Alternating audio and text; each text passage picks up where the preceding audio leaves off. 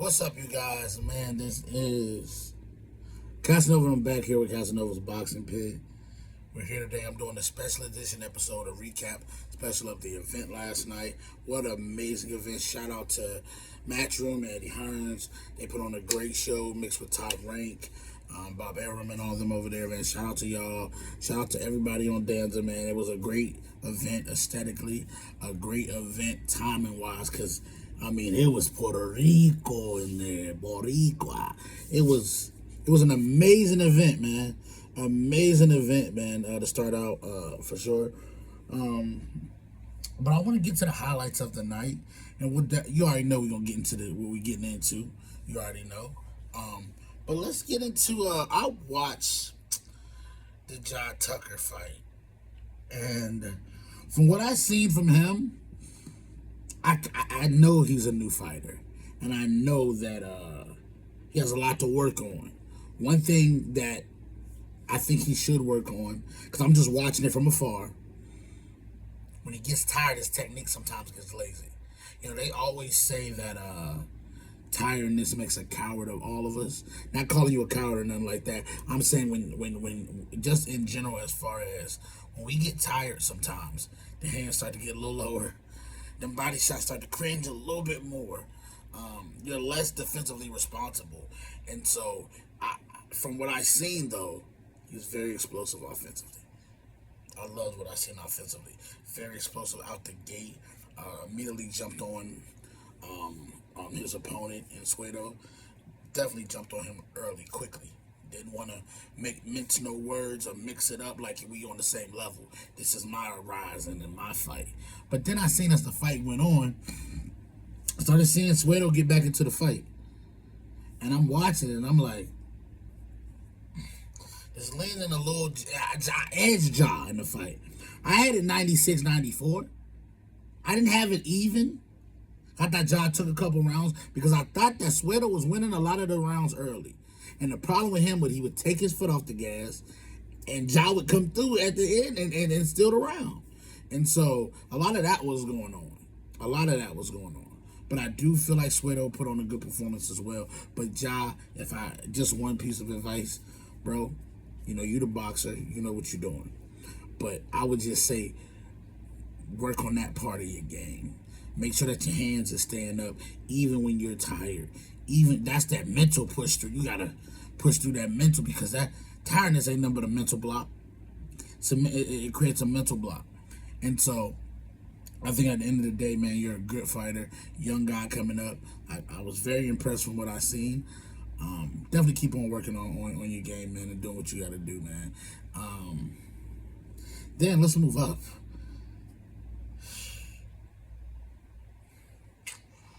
Ben Whitaker is everything they said he was, plus some. I was wondering a little bit. I said he's a lot of flash. There's a lot of flash and flair to his game. But can he step over into these waters? And can he do it again? He said, hold my beer real quick, this won't be long. He got in there, he just dominated. Out the opening bell, I said it. I saw the hand speed was going to be an issue. I knew the hand speed was going to be a problem all night. I knew that. I just didn't think, damn, the opponent was just going to... I said this. When you start doing the Thriller, Michael Jackson, the Thriller, after you get hit, you gone. You ain't coming back. He's like, hey, when Popeye hit that Thriller, when he hit that Michael Jackson, after you hit him with that punch, I knew it was over. I said, yeah, it's over with. He ain't got no legs. And it would just got worse. It would have just gotten worse. Like you're talking about, stop it bad. No, it's not a bad stoppage. It's a great stoppage. You want to save the fighter from himself. Sometimes you have to do that. Because all Ben Whitaker was going to do was not, it was going to be worse than that. And it could have ended up being worse. And so you'd rather stop the fight a punch too soon than a punch too late. But Ben Whitaker, put him on y'all boards. He is at 75. So that is Bivol, Better Beef, Benavidez. Now, do I think he's ready for those three? I say probably get another fight in or two. And then in 2027, I think by the end of 2027, we may be looking at a new era at 175, a new world champion. I think Ben Whitaker is got the potential to be that good. All he has to be is disciplined and continue to not play with his food. Ever since Terrence Crawford told him that, first round knockout, second round knockout, because you cannot play. This is boxing. You will come into a contact with a guy who can take your power, but do you have the wherewithal to go the distance? And that's what I want to see in the next fight. I don't necessarily want to see the knockout again. I want to see him go up and face heavier competition, and then I want to see what he does when not necessarily everybody, you just knocking him out. I would like to see him get some rounds in as far as just work. Just work. You know what I'm saying? Working the jab. Because I want to see the full arsenal of the game. Because against Bivol and those guys, you're not going to just knock them out. You're not just going to knock them out at all. And so I think for sure his next fight, that definitely has to be in play to try to get in rounds. That's your goal, to try to get in rounds. You don't necessarily just want to tumble this opponent over. So you may even pull a little bit off your punch sometimes. But this is boxing. You don't want to play with your food either. So, but I'm just saying, I would love to see him get some, just get out there, man. I'm looking. Before I know it, the fight over with. I blink, fight over. So shout out to him, man, in his American debut. He did his thing. And man, the co-man. We possibly got another superstar in the Vargas family on our hands. It's brewing. It's brewing. And what I loved about them, they're not rushing them. Do not rush them. And how he's talking, he knows the plan. Don't rush me. Don't rush me. That Emilio Vargas, oh my gosh. He switched to southpaw, and Bryce Mills didn't know what to do. He went southpaw and stayed southpaw. He not even natural southpaw. He went southpaw, stayed it, because he seen something. It was a problem the rest of the night. And you could tell, like, this was all him. This wasn't a corner decision to go southpaw. He said, I'm switching. And he stuck with it. And and that's what I love about corners. See, some corners know they fighters, and they know, like, oh, let him do what he do here. Like, I always love when they was talking to Bo Mack on the side, and they'll ask him, when do you think Terrence going to switch over to Orthodox or whatever, you know what I'm saying, or just switch? Bo Mack looked and said, he know when to. He'd have been in enough of these. He know when to switch. And what I did, they let Emilio Vargas grow up a little bit. They let him grow up. All right, he's switching. All right, cool. We're good. We'll let him do what he's going to do. But when it's time to, now, if I got to pull it, now, coach is like, man, if I got to let you know, like, hey, go back to your natural. And cool. But Bryce knows his game. He was a tough customer. But Emilio was just too much. He had too much in this game. The body shots started to wear. He started going to the head. He was flooding the basement. He flooding the basement all night. I noticed that. He was flooding the basement all night. Went upstairs with a couple of shots. Beep, beep. Dropped him. Yeah, I was like, oh, yeah. Yeah, they ought to stop this. But Bryce Mills is such game. As the ref is stepping over to stop it, he throwing punches. He throwing punches. I'm like, well, yo, yeah, it's over with, bro. Yeah, it was over with. Because Emilio started stunning him in the steps. Every time he took a step, stunning him. So, shout out to Emilio Vargas. I'm ready to see him against higher competition. He's 18-0 now. So he even said, give me a former champion next, or a top contender, and then I go to a top contender, and then give me a championship fight. So in 2027, we may see a new regime of these young guys walking through. You understand what I'm saying? So shout out to him. Now for the main event.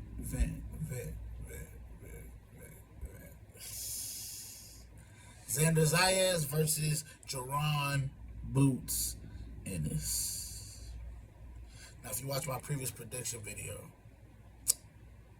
you see me break down of how each fighter wins. You see me break down how Xander has to fight to win. Xander said, to hell with a game plan. I'm just going to fight. the absolute worst decision you could ever make. And it disappoints me because I did not think that Xander was going to think, I'm going to get into a firefight with Jaron Ennis. A firefight? That's not what you want. You want to keep him on the end of your punches, have him chasing you. You rather have Boots having to cut off the... You rather that than that. And Boots was extra sharp. Boots extra sharp. We're going to talk about Xander's side first, because I'm going to give Boots his flowers and everything like that in a minute here. I just want to get this out the way. But Xander, I'm not understanding, or the corner, I'm not understanding your game plan. You knew this is the guy you don't want to get into a firefight with. You don't have more power than him. You may be the bigger man, but you're just not more powerful than him right now. You're 23. You haven't even got your man strength even yet. You may, in the end, be stronger. You may even hit harder. But at the end of the day, that was not it. The game plan was awful. So I blame corner. I blame even fighter. All of that. I blame both, man. But corner should have been told him, hey, yo, get out of there. What are you doing? That's not, you know what I'm saying? Unless that's what y'all was practicing on trying to jip us, tell us that you was going to do this, and then you just wanted a firefight. That's not how you beat Boots Ennis, yo. You picked the wrong game plan. Anybody that know boxing know you cannot get into a firefight with Boots Ennis. Too sharp, too many tools, and eventually he's going to drop you. You're going to be on the ground. And what he did, what Xander didn't take into consideration was the fact that, hey, you are taking hard, direct shots, bro. Let's start over to the inner side of the things. Shout out to Boots Ennis. 2 belts. The logical thing is to pick Boots Ennis. I'm thinking that Xander was going to fight a smarter fight. But the logical pick was picking Boots Ennis. Via KO, yeah, that's probably the best bet, because at the end of the day, Boots is the type of fighter. Boots is the type of fighter who, when they catch their range and they get their range on you, and they felt you out, then felt your power and everything, they're just gonna walk you down and mow you down. To me, Boots needed to build on a dominant performance. It needed to be dominant. And it was just that. It was the dominant performance by Boots. That moment in the 3rd round, though, left me with some questions. Again, it does. It did. And for everybody that's saying that they don't, you're foolish. You're foolish to tell me that if you put Virgil Ortiz in that same situation, that Boots Ennis is still standing in that 3rd round. You're out of your freaking minds. I'm sorry, y'all. Boots Ennis, I think that chin is still questionable. I do. Because I've seen it get hit by a guy who's not known as a power puncher. And he was landing heavy on you. And it had it been Virgil Ortiz in there or Sebastian Fundora, I promise you that would not be the case. But I'm going to tell you this about Boots. I know this. He will not fight Virgil the same way that he just fought Xander. He's not going to fight him that way. Hell no. He will not. He won't fight him that way. And that fight not going 12. So whoever you picking in that fight, if they ever do fight, you might as well put a KO on the line. It's going to be KO probably within 5, 6 rounds. Whoever, though. That's the thing. And the problem is, it is really whoever. And it makes it more of a 50-50 fight for me. Because I had Boots initially, before this fight was even announced, I had Boots beating Virgil. I still might even exit 51-49 Boots. But what makes me cause the pause is Boots sometimes puts himself in situations just in moments where he shouldn't be taking punishment, but just to put on a show for the crowd, he'll take the punishment. The problem with that is you're going to run into a guy like a Virgil Ortiz who can punch through walls, and you're not going to be able to withstand them punches like that. I don't care who you are. Or Sebastian Fundora. One thing that we're forgetting, everybody thinks Sebastian Fundora is this tall inferno guy who don't have this and don't have that, right? The problem is, based off his last fight, if he works his jab like he worked against any of these other guys, they won't be able to get to him. And this will be an issue. And then when you try to take it to the inside, see, he loves fighting on the inside. He's tall as hell, and all that. Now, do I think Jerron Boots Ennis? Do we think Jerron Boots Ennis hits harder than Tim Zoo? Is going to be the question. I think Boots does. I don't know how y'all feel about it, but that would be my question. Because the thing about it is, I watched Sebastian Fundora get hit flush to the face when he got to the inside with a big puncher guy. He ended up taking it, still winning the fight. And he's gotten a lot better since then. So we got to look at it like that. He gotten a lot better since then. But I think Boots Ennis, like I said, he put on a good show. Like I said, I just didn't think that Xander would be stupid enough, or the corner would be stupid enough to get into a firefight with Boots. I just didn't think they would do that. And that's where I'm confused at right now. As a fan of the sport. And I'm not necessarily a big fan of Xander, but I like the kid. I think he has a promising future. And this ain't the end for him. He's gonna move to 160 and go dominate. I want y'all to watch the move. He's gonna get so much better from this. This is a great learning experience for him. He's gonna be so much better after this. But just didn't think they would do that. But him stepping up to be great and making a fight, now we got action at 54. So, Boots, we got 2 of them joints now. 2 straps. Now it's time to see what's up with Sebastian. Or somebody, can somebody go get Josh Kelly's belt? I want Sebastian to go do it. Or Virgil. Virgil, go set up a fight with Josh Kelly. And get a belt. Get into the Rumble. Josh Kelly just sitting with a belt. I don't get that, Fundora. Y'all both just fought. Fundora, go fight Josh Kelly for his the IBF. Go snatch that belt up so that when you do go to the negotiating table, you can actually negotiate a side. You can actually negotiate and get closer to 50-50. Come on, man. I just think we sitting around here and you got just miscellaneous belts just sitting out there. There's no reason why you and Boots shouldn't be for Undisputed. There's no reason why that shouldn't be for Undisputed. Josh Kelly should not be the last pick. That's what I loved about Errol Spence Jr. When he went to 47, he got all 3 of the belts. He said, we ain't going to have no miscellaneous belts, so when I do fight Terrence, it's for Undisputed. We don't need it to be for 3 belts when you go fight him. So somebody go get Josh Kelly's belt, or Josh Kelly mess around and beat one of you jokers, then guess what? Spoiler alert, Josh Kelly versus Boots. Come on, man. And Virgil just sitting out there. I'm going to need him to get off Twitter, stop talking, get in the ring. Lace him up. Lace him up. I think Boots got a bright future here, and he got a good shot at becoming Undisputed at 54. I do. But I got questions still. I still got questions. I don't question, is he like that? I don't question that no more. That question was answered for me last night. He that. I just got questions about that chin.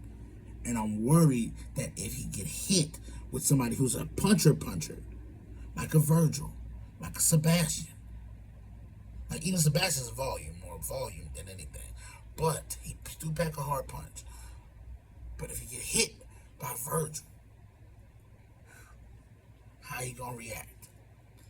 And then I'm with Boots too, though. How you gonna react when I hit you, Virgil?